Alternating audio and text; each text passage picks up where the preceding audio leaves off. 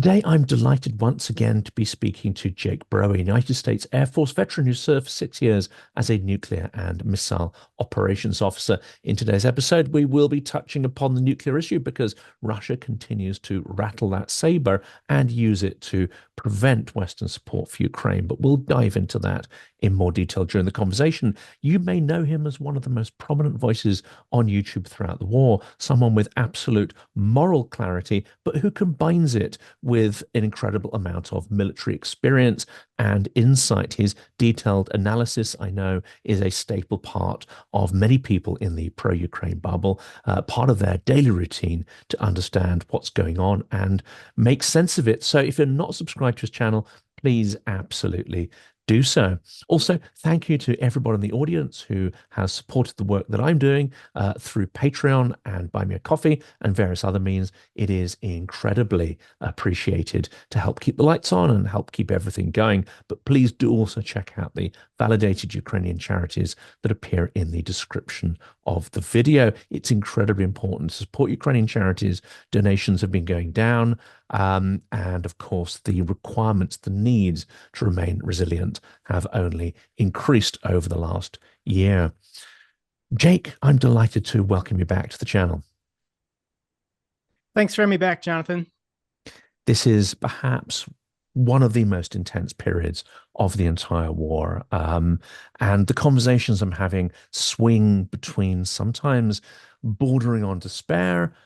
Sometimes people still have a degree of optimism, but there's a lot of problems on the horizon, isn't it? We are facing an extraordinary period. You map this day by day. What's your sense of grounding yourself, trying to remain analytical when there's so many things going wrong in so many different ways?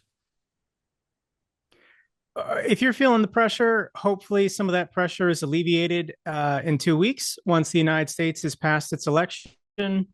One way or the other, we'll have more certainty. And I think social media, the temperature should come down just a little bit, which will allow us to once again refocus our efforts on supporting Ukraine. But, you know, in my social media feed, half of my stuff is related to the U.S. election, which I think is deeply tied to continuing support for Ukraine.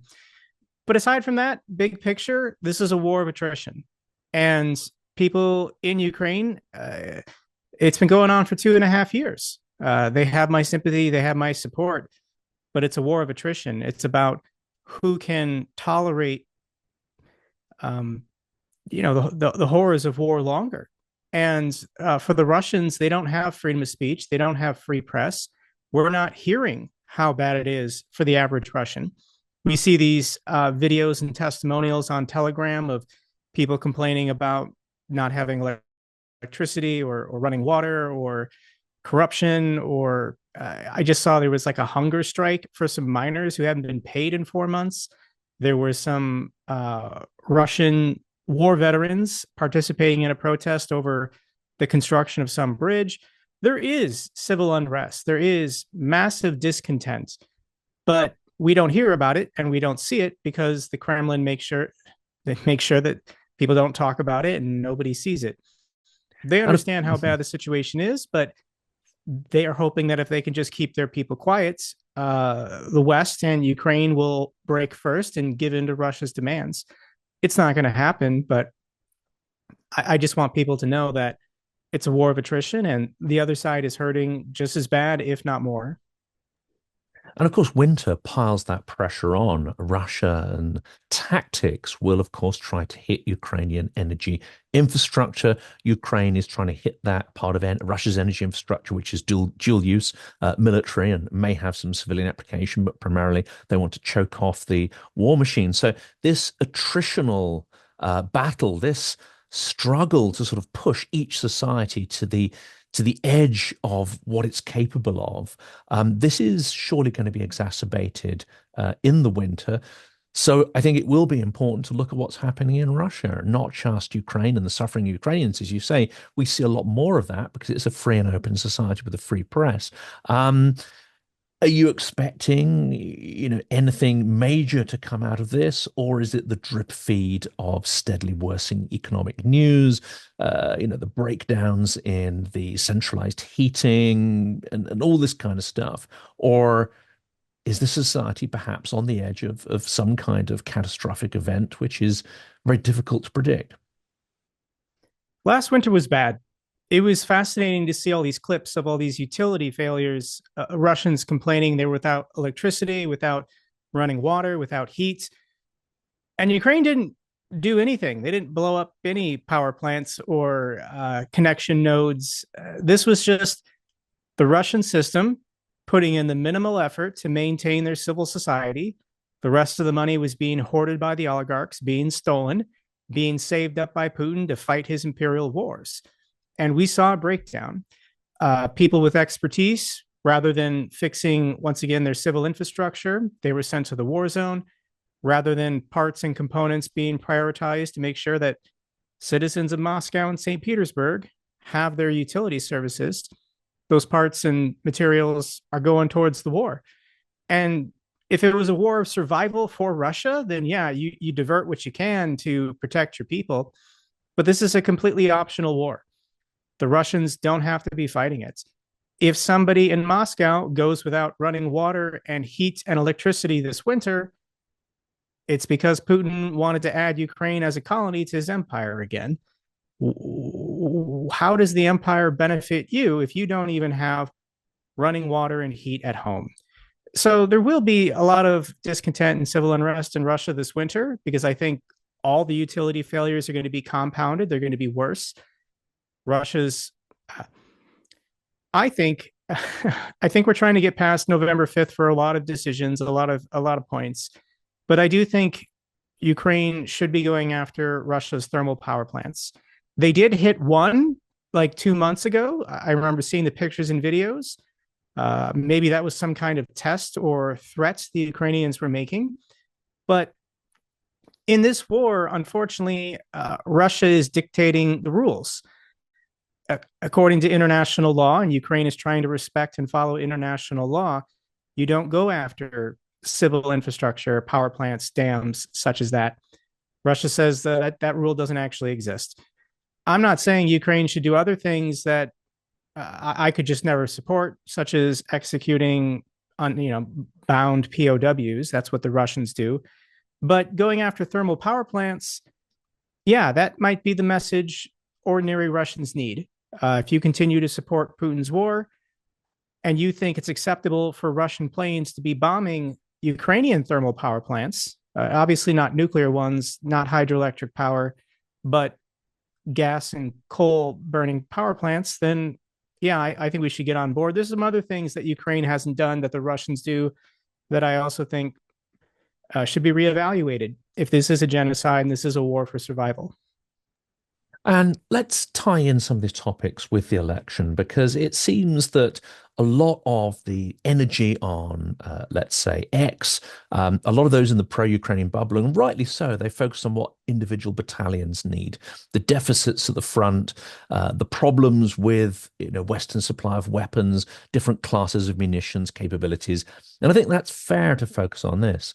But the impact of secondary sanctions doesn't get nearly so much attention. And yet it seems, looking at sort of Russian diaspora opposition media, that actually this is working far more than many in the Western media give it credit for. And this is a tool that we could perhaps be pressing on much firmer to escalate Russia's problems. And when it comes to the election, I can imagine looking at, there's been no explicit or clear policy statements, but I can imagine a continuation under Harris, maybe even a tightening of some of those secondary sanctions, which would be welcomed. I fear that from statements that have been made, and this isn't me trying not to be partisan, but statements that Putin, I was about to say Putin, I meant, of course, Trump. Trump has made statements that he doesn't understand sanctions. He doesn't see the point of them. It's a waste of money and resources that just doesn't align with, I think, his view of the world. Is there a real risk that that significant weapon, that economic weapon that we wield, could be simply lifted under a Trump regime? And this would grant Putin a huge, huge win. Absolutely. Donald Trump is working with the Russians. Donald Trump is working with Vladimir Putin. Based on all available evidence, based on all statements, I understand MAGA people have their one-liners that they can post in the comments section, such as, when Donald Trump was president, we had 4 years without war. That's a ludicrous and stupid statement because the war in the Donbass region continued for all 4 years that Trump was president. He didn't do anything to resolve the conflict. Crimea, yes, was invaded when Obama was president. But you can't just cherry pick the timeline and say, my guy's the best. He's the peace candidate. He's friends with Putin. Let's get him in there. This is a direct quote from J.D. Vance. I could care less what happens to Ukraine one way or another. That's not something you should be saying about democratic allies. That's not something you should be saying about the peace and security of Europe. Europe is America's largest, or the EU is America's largest trading partner. We have over 1 million American citizens living and working in Europe. It's insane to say, let's just give up huge chunks. The largest country in Europe, let's just have the Russians have it. The Russians controlled it under the Russian Empire for hundreds of years. They controlled it under the Soviet Empire. It's basically theirs anyways. This is an insane path to follow, but it's not honest politics. Donald Trump is motivated by money. He's motivated by his own personal power and prestige. He likes dictators around the world because it's easy to work with them. In a dictatorship, all you have to do is make the dictator happy, and he can make anything happen for you in that country. So when Donald Trump speaks to other Democratic leaders, Justin Trudeau of Canada or Macron of France, you can't get anything done instantly. Donald Trump wants to make a deal or settle some kind of disagreement in one conversation. That's a dictatorship. But in a democracy, there's legislatures, there's factions, there's coalitions you have to build consensus with before you can make a decision.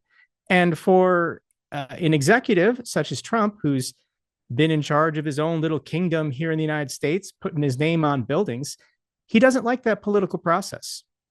So as soon as Donald Trump got into office and he started meeting dictators and they could easily do things for him, he said, well, what do you want? And the only thing that dictators want is legitimacy and respect. Don't say anything negative about them to the world press, and don't criticize them when they kill their opposition leaders, imprison journalists, violate human rights. And Donald Trump says, I don't care about any of those things. You can do whatever you want to your own people.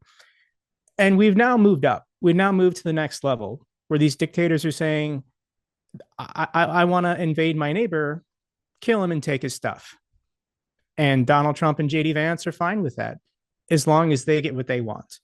And at the moment right now, Donald Trump is just desperate to get back into the White House. He's literally trying to stay out of jail. There's so many criminal prosecutions happening against him in different jurisdictions. So it's wild and it's insane. And I think 10, 20, 30 years from now, when people are looking at this in the rearview mirror, they're going to be saying, this is insane. This election was ever this close. Is it hyperbole to say that the Republic, the Constitution, even American democracy are in grave existential risk? American democracy has been at an existential risk really for 14 years, ever since the Supreme Court ruled in Citizens United back in 2010 that money is free speech, and that if people want to spend unlimited amounts of money in our campaign elections, that's just people exercising their free speech, and it's protected by the Constitution. That's insane. Our founding fathers never would have been okay with this. Any objective person who's not a billionaire would not be okay with this. Elon Musk says the number one thing he cares about is protecting free speech, because the definition of free speech in America is who has the most money. If you have the most money, you have the most free speech. And for all of Elon Musk's minions, they love this line of thinking because that's their guy. it's easy to support free speech on Twitter when the guy manipulating and controlling everything says things you agree with. So I'm going to resist this.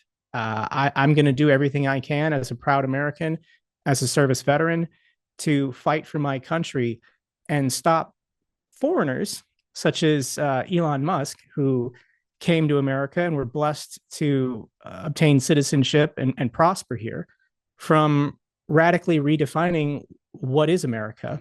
And Elon Musk, I think, is stoking the worst aspects of American society, such as xenophobia, racism, sexism, classism. Elon Musk is a wretched human being. Despite being brilliant, despite accomplishing a lot, I'm not going to take away anything from the amazing technological wonders of SpaceX and Tesla.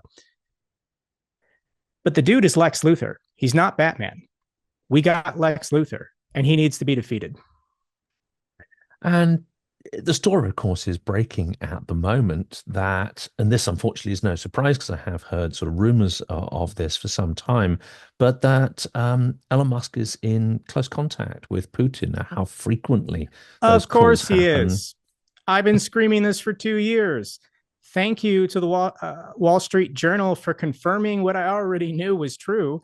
I remember that tweet from 2 years ago in which Elon Musk tweeted out his peace proposal. This was 3 or 4 months into the war. Elon Musk says, I know how to solve this. Here are my 4 points. Peace in our time. This is what the Russians want. We can do this today.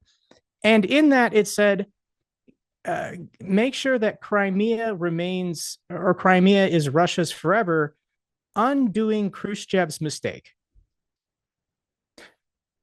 Okay, if you wanted to say Crimea belongs to Russia, I'll hear you out, Elon. But as soon as you toss in undo Khrushchev's mistake, who told you that? Who gave you that information? Who made that argument to you? And now we know it was Vladimir Putin. Vladimir Putin on the phone with a translator was explaining to Elon Musk, hey, Crimea really belongs to us. It was a mistake in 1954 when Khrushchev, or 58, I don't remember when, but transferred this. And ironically, Ukraine gave up some of their territory within the USSR as well. Belgorod was part of that trade, but Elon conveniently left out that piece of information because Putin never told him. It's absurd. We now know Donald Trump personally has been talking to Vladimir Putin 7 times since leaving office, and Elon Musk is also in regular contact with Vladimir Putin. This is now public information. People are going to vote however they're going to vote. It's shameful, and I'm going to resist this coalition of Trump, Elon Musk, and Vladimir Putin. And of course, it's not just confined to this oligarchic sphere within the US. This corruption of voices and the injection of Russian narratives is happening all over the world, and the coercion of various institutions and bodies. We have Guterres attending the BRICS summit in Kazan and essentially kowtowing to the Tsar. Certainly those images seem, pretty clear what's going on there. We have various sports bodies that have become corrupted. We have the IMF that is heading back to Russia under highly dubious circumstances, and many international charities that are not critical of Russia when they are highly critical of other places and other governments and other acts. This seems to me, if you join the dots, to be an orchestrated strategy many, many years in the making to get these individuals in the right places. This does not happen overnight. We seem to have been entirely asleep at the wheel, and we still are, in tackling the institutional corruption by Russia over decades. It's global kleptocracy. You can make 2 arguments. The UN Secretary General, why is he doing this? And if you're a utopianist, if you're an idealist who actually believes in the UN Charter about human rights and global cooperation, you could just be saying right now, well, I have to flatter these people. I have to work with these people, because if I don't, then I'll be cut off. I'll lose all access to 1.3 billion people in China, so on, so on. Like, you say, these guys are in charge of these countries. I have to respect them and work with them if I want any access to do any good in their territory with their people. That's one argument. The other argument is just money, corruption. Everybody is motivated by their own financial incentives, and the Russians and the Chinese and the Saudis and whoever, they know, just chuck a couple $1 million here and there and you can get what you want.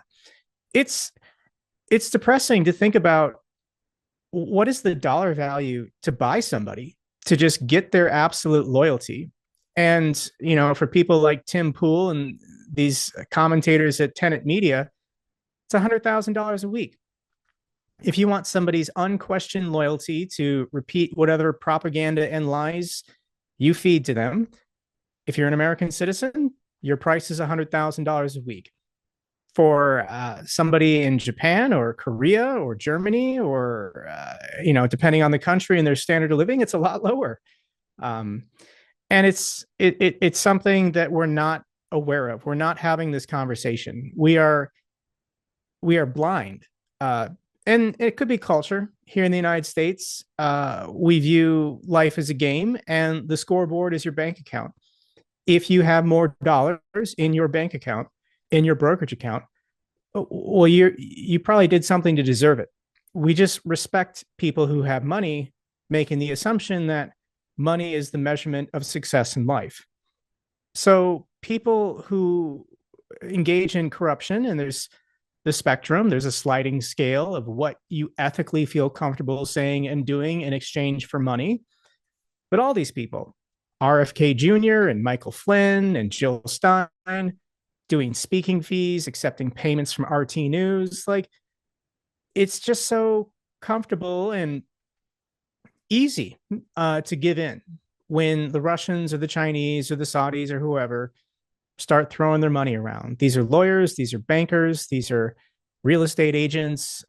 They're all part of the system. They're all getting paid. And once you have a financial incentive to protect that system, you can stretch your own moral code to amazing lengths to justify protecting that system. And of course, we're not immune from that in the UK as well. Here, you mix in money with snobbery. So, the money gets thrown around, but I think, often in Britain, people can be bought off with a lot less if you throw something prestigious that flatters their ego in there. I don't know if that's better or worse. I rather suspect it's worse even, because they're deceiving themselves. What I really wanted to ask next was about the North Korean troops that are appearing. And of course, the conversation is focused on, is it 10,000? Is it not? Where are they going? What are they going to do? This kind of stuff. That seems to me to miss the strategic point. The very fact that they're there, the very fact that Putin retains escalation dominance, and that this may just be the first tranche of multiple monthly tranches of Korean troops. It seems to me to be a really big deal, and it has implications which are barely being discussed. Is it a huge surprise for you? What happens next? How should we be dealing with it? This was a symbolic act meant to grab the headlines and panic people. 10,000 troops being sent by Kim Jong Un is nothing in the grand scheme of this war. Ukraine's Ministry of Defense reported just last week the Russians took about 10,000 casualties in 7 days. They're on the offensive, attacking in Kursk. They're still conducting operations in the Kharkiv region. They're attacking towards Kupiansk, attacking towards Chasiv Yar, attacking towards Toretsk, attacking towards Pokrovsk, still pressing their attack after taking the village of Vuhledar. When you go on the offensive, you have more casualties, especially when your commanders are drunk and the guys being sent on meat assaults have no backup or support. So these 10,000 numerically are irrelevant. They extend Putin's mobilization problems and war effort by 7 days. And we did get the report from Yonhap News in South Korea that Kim Jong Un is being paid the contract soldier price for all of these North Korean men, I was blown away when I learned this. But the average salary of a North Korean soldier per month is the equivalent of $3. Not 300, not 3,000, not even 30. The average salary of a North Korean soldier per month is the equivalent of $3. That's how impoverished North Korea is. And Putin is willing to pay Kim Jong Un the equivalent of Russian rubles, 2,000 US dollars a month. So 10,000 soldiers, 2,000 a month is $20 million a month in payments. Now, for Vladimir Putin, it's not a lot of money. He's worth $200 billion himself. But for the impoverished Kim regime of North Korea, $20 million is actually a pretty good price to release and lose 10,000 slaves. And I've made the argument on my channel that these North Korean men are never coming home. They're never going to see any of that money. Their family's never going to see any of that money. And they're not allowed to know things about South Korea and the world.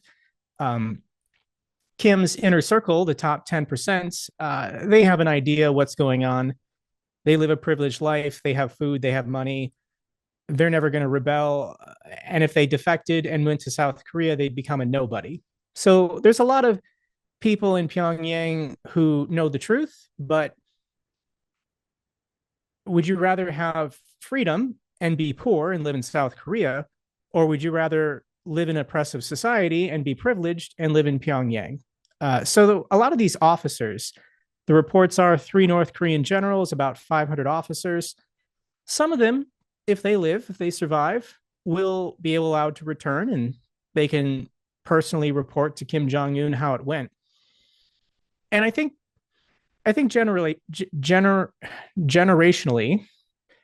Kim Jong Un wants to understand the country he inherited. Kim Il Sung was the founder 75 years ago. His son, Kim Jong Il, was insane. And then Kim Jong Un, the grandson, took over the country in like 2012. And he's younger than me. And I think he wants to understand, how does my military actually perform? So this is a golden opportunity. This is a test run. I'm going to spoil you and give you the results now. They're going to perform terribly. These men are malnourished, diseased. A lot of them have hepatitis B, tuberculosis, parasitic worms. They've not been treated well their entire lives. They have psychological problems. Ukraine's going to start capturing these guys in the next couple of weeks, and we're going to learn.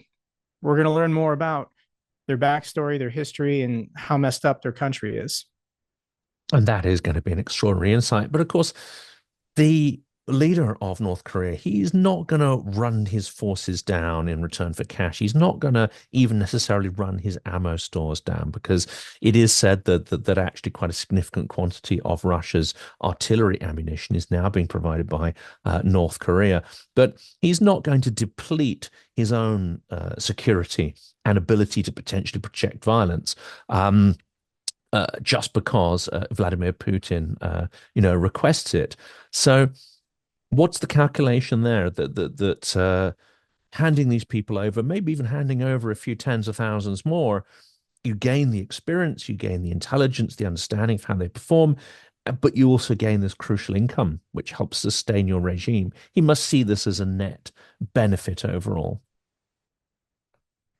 It just buys the Kim regime a couple more years, maybe. Eventually, it's going to collapse in on itself. Eventually, humanity will have technology where it'll be impossible for North Korea to remain a closed society. North Korea for 75 years has told its people that they're a workers' utopia and that the people in South Korea live worse than they do. When you're a nation of 26 million people and everyone is on the verge of starving to death all the time, and you've been told your entire life that the people in South Korea have it worse, they're starving even worse. They're suffering even worse under the fascist United States controlling everything about their society. And of course, the North Koreans can't provide any pictures or videos or evidence. You just have to take Korean state TV's word for it. But we're going to invent technology that's going to, I mean, we can already see South Korean groups, church groups, whatever, using drones to sneak in Bibles and other banned material. So information is getting in. It's only going to get worse. I think Kim Jong Un, to some degree, knows this, that, or maybe I'm wrong. Maybe he can just keep the entire country a closed prison system for the rest of his life. I know he has children now. He makes public appearances with his daughter, and I think he's planning on his daughter succeeding him, in 20 or 30 years. But North Korea is just the saddest place in the world. If you watch any TED Talks or podcasts or interviews with anybody who's ever escaped North Korea, it's a living nightmare.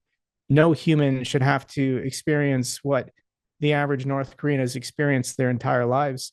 And North Korea is the case example of where China could go someday if things get worse, or where Russia could go someday if things get worse.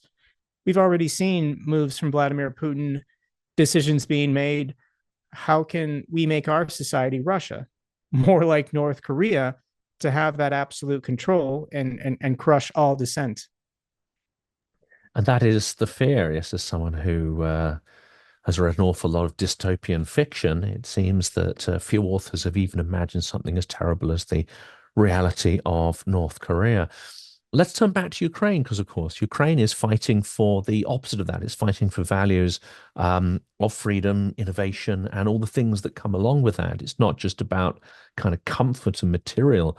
It's about an awful lot more than that, creating sort of opportunities and expression, of course, of identity and all these other things, which would not be tolerated under, Russian occupation and are being snuffed out in the occupied territories. The challenge is we're now 3 years into this, and the policy of escalation management, drip feeding weapons, caution, dithering, delay, the West being on what has been described as sort of de-escalation obsession, while Putin is relentlessly escalating. This has come to the point now where actually there are only potentially 4 scenarios for the outcome of the war. There's the long war, defeat for Ukraine, frozen conflict, and the victory. And I think many in the media still think that frozen conflict is potentially an outcome from the drip feeding of weapons. I rather fear not. I think long war and defeat are the outcome of our current trajectory. And if we want to get Ukraine in a position of a frozen conflict, or dare I say even a victory, there needs to be a substantial change in how they are supported materially. And of course, the red lines that we've discussed endlessly need to go very quickly. What's your view on what needs to change, though, to ensure Ukraine survives and best case wins, or results in a frozen conflict where at least it continues to exist as a state with 80% or so of its territory? The option of a frozen conflict entertains the idea that Russia would ever stop willingly. Russia's not going to stop. There's no scenario in which, if Russia still has the capacity to keep attacking, that they're going to stop attacking. There's no language. There's no indication. Anybody talking about a frozen conflict, they're either delusional, living in the West, or they support Russia, and they're just trying to weaken support for Ukraine. People trying to slow down support, saying, well, if we keep giving the weapons, they'll keep fighting. What if we stop giving Ukraine weapons and then we can get a frozen conflict? That's their goal, but they're actually just doing what the Russians want them to do, so the Russians can keep going. I am going to jump in and say, as an American, a lot of people are upset with America. Why is America placing restrictions? Why isn't America sending more of this or more of that? America's doing what it can with its spare capacity. America is not at war. And Europe has the capacity to defend itself. If European countries actually took this war serious, this war would be over relatively fast without the help of the United States. I don't understand why European countries are not sending their militaries. If Poland believes that war is inevitable, they're spending something like over 5% of their GDP on defense now. Why are you waiting? Why are you waiting for Ukraine to lose and for the the war to come to your territory. Just drop out of NATO if you think that's a concern or that's holding you back, and send your military in. Fight the war today with Ukraine's help on Ukraine's territory. And Russia would Russia would suffer pretty bad. I understand you still have to manage escalation risk to avoid nuclear war. But if Poland just sent in all their divisions and sent them to the front lines and started kicking ass, just expel the Russians from the occupied territory. Russia's not going to nuke anybody. Is what it is. The Baltics can do this too, the Scandinavian countries, if they feel like war is inevitable. I wish we could see Germany and France and the UK and Italy doing more, but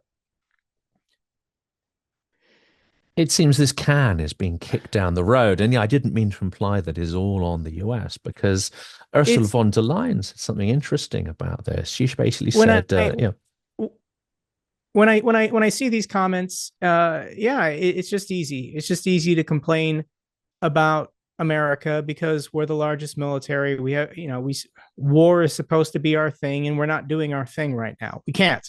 We're politically divided, and I'm convinced Russia has compromised us. The connections. Putin talking to Elon Musk. Musk endorsed Trump. Putin talking to Trump. Trump is running for president, saying, I'm going to give the Russians everything they want as soon as I'm elected. That will get the war over with and out of the headlines, when really it's just capitulation. Just let the Russians have whatever they want, and we can have peace in our time. And just between you and me, do we want to entertain this idea? What if we just let Putin have the Baltics and the Suwalki Gap and Moldova and Ukraine and Georgia and Armenia, and the Soviet Union's basically just back? Do we want to return to a multipolar world? And I don't argue based on the human rights record inside of Russia that you want them projecting more power and influencing more countries. I had this conversation with Arthur on his podcast last week, but I asked Arthur, yeah, you're in the American dominated economic system, but do you feel like the United States picks your leaders? Do you feel like the United States controls your government and, stops you from having a say in how your government is run? And he's like, no, of course not. That's absurd. But for anybody in the Russian orbit, you don't pick your own leaders. You don't have free and fair elections. You don't have free press, free speech. The world gets safer when more people are free, when more people have more freedoms. And Russia and China are not offering that to the world when they say, make us a global hegemon. We need a multipolar world. And never mind innovation, all these other things that come out of freedom, which goes on to generate wealth. Well, I mean, this is an interesting point, because Ursula von der Leyen, who's been, fairly bullish in supporting Ukraine and trying to urge Europeans to do more, spend more, made the case that Europe is quibbling over, the next budget, military budget for the bloc of 100 million. Britain is no better here. We've wound our army down to a ridiculous extent over many decades, and whereas there are pockets of great competence overall, we wouldn't really last long, and there's not an awful lot in our current state we are able to contribute. Unfortunately, and there's storm shadow and various bits and bobs, but it's not what it once was. She's made the case that if Trump wins and Russia carries on the current escalatory path, then Europe is almost immediately presented with a requirement to invest at least €1 trillion in defense, not in 5 years, 10 years, but almost immediately next year, instead of the sort of, 100 billion that's been quibbled over. So to that extent, in the very worst case scenario, there could be some extremely painful conversations and decisions that need to have within months, not years or decades. I mean, just put your head back in the sand and hope everything works out. I guess that seems to be the strategy for a lot of European politicians right now. What if we just ignore everything and maybe things get better? I don't have an answer here. Yeah, I mean, what you just said is correct. If Donald Trump wins and he's not going to pull the United States out of NATO because Putin wants the United States to control NATO. If Putin is controlling Trump, influencing him greatly, whatever, uh, Trump isn't going to leave NATO because he can do more damage. He can obstruct things. He can block things. So NATO functionally will become useless for the next 4 years. They won't be able to agree, decide, do anything because Trump will just block everything or confuse everything. Or, yeah, I mean, what kind of security do Europeans want? Do they want peace on their continents, or do they want continuous warfare? Because Russia's not going to stop. Moldova, Georgia, the Baltics, Poland, they're not going to stop. Romania, Putin's enjoying this at Bulgaria. this point. Yeah. There's a list as long as your arm of countries which have supported Ukraine and opposed, and they're going to be in the front line. There are a whole range of countries who seem to be quite happy to kind of lie back and let Russia have its way with them. Austria, Hungary, Serbia, Slovakia probably fit into that. So it's an extreme risk of those not facing reality and those who have decided to preemptively go with autocracy because that's going to preserve their cities and it'll preserve something, but they won't have to fight and suffer. It's extremely scary. Well, let's turn to the topic, which I think you are clearly a great expert on, the whole nuclear question. I think there's some interesting angles to this because on the one hand, both the US and Europe really holding back. There are many reasons for it, but one of those reasons is nuclear coercion, the very effective use of nuclear threat to cause us collectively to self-deter. So that's one thing I wanted to get your views on and how we can break out of that mindset, because there's plenty of circumstantial evidence that Russia would not use nukes, that China have been very explicit with Putin that they do not want to see the use of nuclear munitions in any capacity. But also you have Zelensky's plan for victory, which explicitly says NATO or nukes. I'm tending towards the idea that they're going to need both, because if NATO is obstructed, dysfunctional, then just joining NATO is not necessarily any kind of security at all in this coming world. Nuclear proliferation is an almost inevitable result from the sort of inaction and lack of will you see on the part of all the Western allies. Let's just look at the track record of NATO. Poland joins NATO. Poland has peace. The Baltics join NATO. The Baltics have peace. Finland joins NATO. Finland has peace. If you want peace, just get everybody in the military alliance. I know Russia wants to frame it as this hostile, aggressive, expansive military organization. No, it's not. It's a popular club that people petition to join, and then everybody at the party has to agree to let that person into the party. It's a very exclusive club, which is why everyone wants to join it. But once you join it, you're not going to go to war with your neighbors because you're in the same military alliance with them. It's a fantastic thing.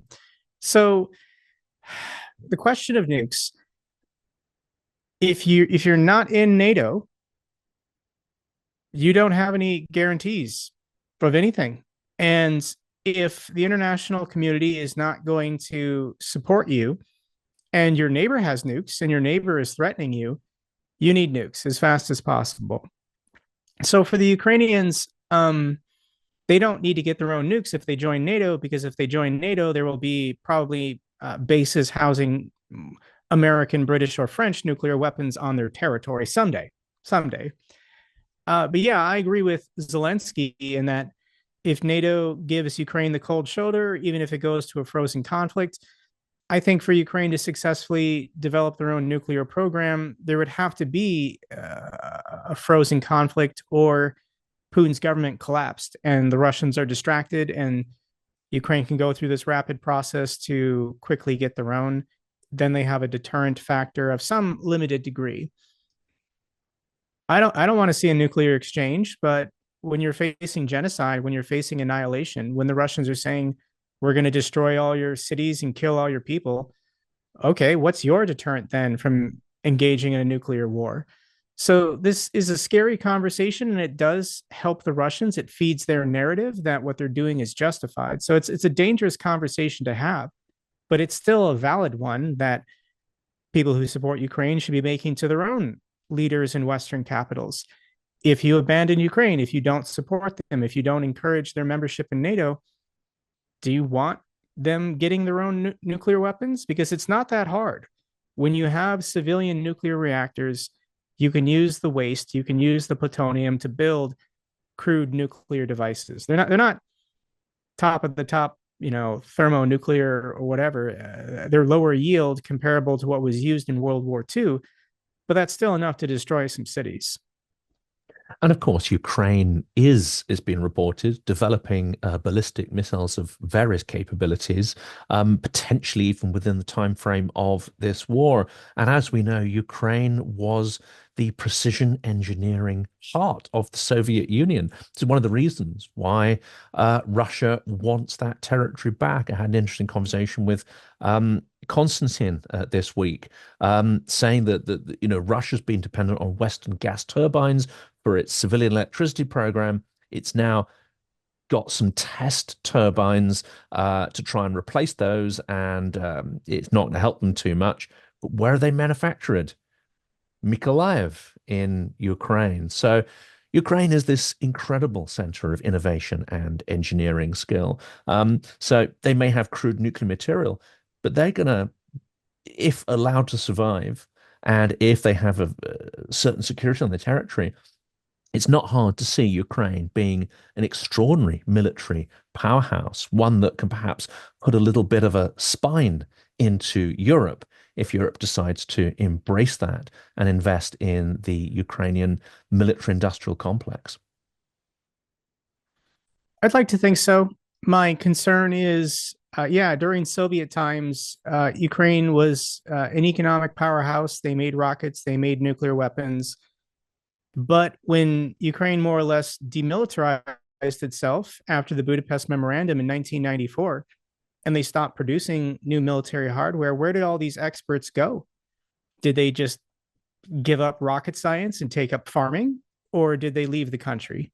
Did they immigrate to Russia or a Western country for a high paying job where they could continue doing the expertise they had? So, yes, all these arguments about Ukraine's past with nuclear weapons, rocket technology, advanced industries, those guys, all lost their jobs in the 90s. They lost their livelihood and their pay. Maybe some of them stuck around, but I think a lot of them, unfortunately, left the country to find a job. If they immigrated to Canada or the United States or the UK, have they gone home the last 2.5 years? They left maybe 20, 30 years ago. Like, I hope they have a strong sense of patriotism, and they're making themselves available if they can to help Ukraine fight this war and rebuild. Well, we're approaching the sort of end of this fascinating conversation, as always, of course. And a reminder once again for people to subscribe to your channel if they're not already. It's fairly inconceivable that anyone isn't subscribed, but if anyone's left it there, then they should certainly do that. The last word here is, of course, we on this channel, I'm partisan in the sense that I think a Harris victory is going to be far better on many, many levels, but especially for Ukraine. And even though her policy isn't spelled out in detail, I rather think her team and her are open at least to suggestions and new ideas and opportunities, which actually is one of the most significant things. But if the worst case scenario is realized, we've talked a little bit about how certainly Europe needs to prepare. But what's your advice on what we should be doing in the activist community? What should we be doing vis-a-vis our political representatives? What should Europe be doing to essentially get on a war footing to not only help Ukraine, but help themselves as well? People have to remain engaged. They have to remain informed. Everyone is experiencing war information fatigue. We're not fighting a war. I'm not sleeping in a trench, but this is my job. This is what I've committed myself to all day, every day, making YouTube content or doing interviews or responding to emails and comments. Like I'm trying to be a super spreader of information in support of Ukraine, but my job is pointless if people aren't receiving it. So people on the other end have to remain informed. They have to remain engaged and do what you can do. There's lots of things you can do that are completely free, liking, sharing, commenting, subscribing, engage with other people to have this dialogue. It's all part of the meta aggregates of a culture and a society. We have to apply pressure to our politicians to be doing more. I mean, if they openly support Russia or if they're against any military aid to Ukraine, we got to get rid of those people. We have to vote them out in free and fair elections. But for the politicians who say they do support Ukraine, ask them what they're doing. What are they doing? What steps are they taking? This war has to end, and this war can only end if Ukraine is given more support. We made huge progress this week, Jonathan. It's a single headline, but I don't think humans are very bad at comprehending big numbers. And the G7 and the European Union just finally approved this tranche of 50 billion in economic aid to Ukraine. 20 billion is being secured by the United States, a little bit by the UK, and then the rest by European Union countries. 50 billion in total. This is a big deal. This is huge. So Ukraine needs about 5 billion in foreign aid a month in order to pay pensions and government services and keep the government functioning. We're doing this for Ukraine, but who's doing this for Russia? Who's going to do this for Russia when Russia runs out of money? And Russia will run out of money at some point. Things are going to get tight. Things are going to get bad and uncomfortable. Budanov said starting next summer. Russia's central bank just once again raised their central bank interest rate, I think, to 21 or 22%. 21%. Yeah, it's punishing. If you want to take out a loan, buy a car, buy a house, start a small business in Russia, screw you. You can't do that. A lot's going to happen. Things keep changing, and I need people to stick with it. I understand it's exhausting. I understand there's a lot of sad news out there, but if you have the strength, if you have the endurance, and you can stick with it, stay informed, stay engaged, keep supporting Ukraine, Russia will break first. That is a fantastic place to end on. And after, some of the, I think, justifiably sort of critical and downbeat interviews this week, I think that is a phenomenal call to action. Jake, thank you for appearing once again. Thank you for everything you do and with your very powerful community as well. It's always a great pleasure and a privilege to have you back on Silicon Curtain. Thank you, Jonathan. Take care.